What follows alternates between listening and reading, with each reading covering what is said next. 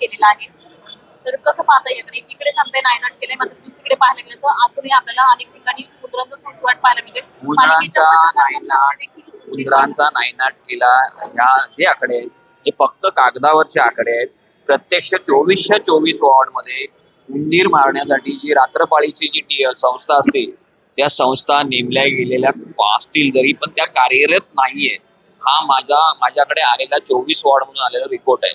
त्यामुळे ते जे काही आकडे हे सगळे फसवे आकडे आहेत.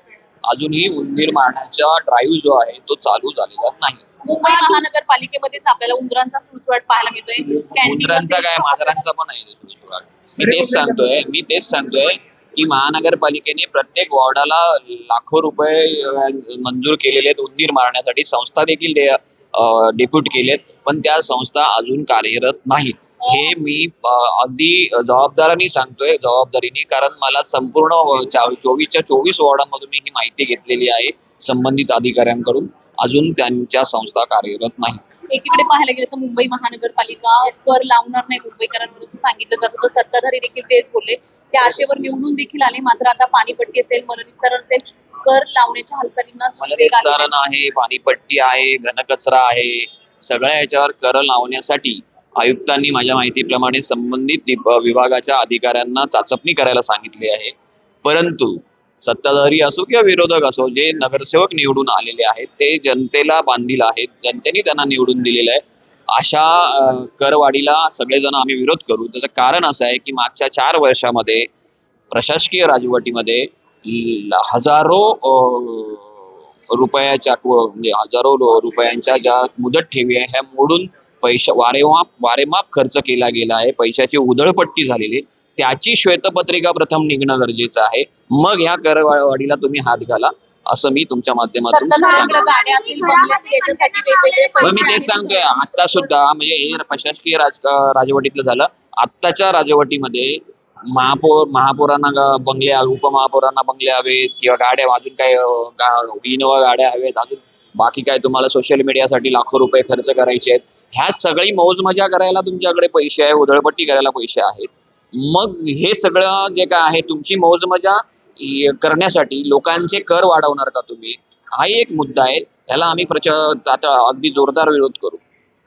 महापौरांनी घरामध्ये कंटेनर लावलेला पाहायला मिळतो. मुंबईकरांना आता कंटेनर मध्ये कुंभायची का, अशा पद्धतीचा प्रश्न आता मुंबईकर विचारताना पाहायला मिळतात. घरामध्ये नाही, घराच्या बाहेर कंटेनर बांधलंय. महापौर बंगला हा महापौरांना का दिला जातो? कारण महापौर बंगलाचं मधूनच महानगरपालिकेचं कामकाज, अधिकाऱ्यांना भेटीगाठी आणि ओव्हरऑल कामकाज पाहणं, त्याचबरोबर लोकांना भेटणं, लोकांच्या समस्या जाणून घेणं यासाठी एक महापौरांना बंगला दिला जातो.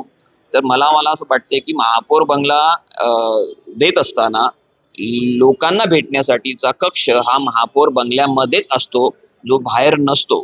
तो ह्यावेळेला मला वाटतं यांची प्रायव्हसी डिस्टर्ब होते म्हणून तो कंटेनर बाहेर ठेवून त्या कंटेनरमध्ये स्वागत कक्ष वगैरे असं काहीतरी केलेलं आहे. मला वाटतं जर तुमची प्रायव्हसी डिस्टर्ब होत असेल तर तुम्ही सार्वजनिक जीवनात काम कशाला करता? नाही करायचं होतं. कशाला निवडणुका लढवता? कशाला महापौर होता? तर मला जे काही नवीन प्रथा, चुकीच्या प्रथा पाडल्या जातात त्या चुकीच्या आहेत, तर ते चुकीच्याच आहेत. त्याच्यावर आम्ही बोलणार. मुंबई महानगरपालिका जी बेस्ट आहे, बेस्टची अनेक डेपो हे खाजगीकरण माहिती आणि डेपो मनसेची मुळात खाजगीकरण करण्याची आवश्यकता नाहीये. कारण 1888च्या कायद्यानुसार कलम 134 जे आहे त्या 34च्या नुसार महानगरपालिकेचं उत्तरदायित्व आहे की BST ला अर्थसहाय्य करणं.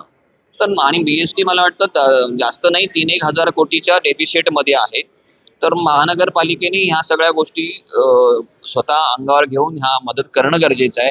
ते डेफिसिट भरून करण्यासाठी जर तुम्ही महानगरपालिकेचे डेपो खाजगीकरण करत असाल तर हे एक दुर्दैव आहे. जर तुम्ही शाळांना, हॉस्पिटल्सना तरतुदी करता, कारण ती सेवा आहे म्हणून तुम्ही त्यांच्या बजेटमध्ये तरतुदी करता विविध अमाऊंटची किंवा निधीची.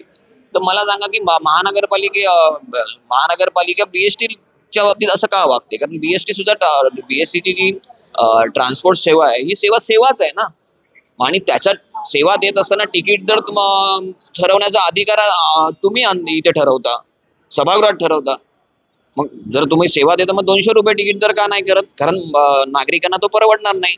मग तिकीट दर ठरवायचा अधिकार जर तो महानगरपालिकेच्या सभागृहाला आहे, तर मला वाटतं महानगरपालिकेने BST ला देखील अनुदान किंवा निधी देणं गरजेचं आहे. खाजगीकरण करणं चुकीचं आहे. हे सर्व पर्याय असताना खाजगीकरणाचा प्रस्ताव आता ठेवला जातो. खाजगीकरण करून नेमकं कोणासाठी या सगळ्या गोष्टी केल्या जातात? खाजगीकरणामध्ये BSTच्या डेफिशिटचं जरी कारण दाखवण्यात आलं असेल, तरी ह्यांना स्वतःची पितळ जी आहेत ही घरं भरायची आहेत. कळलं का?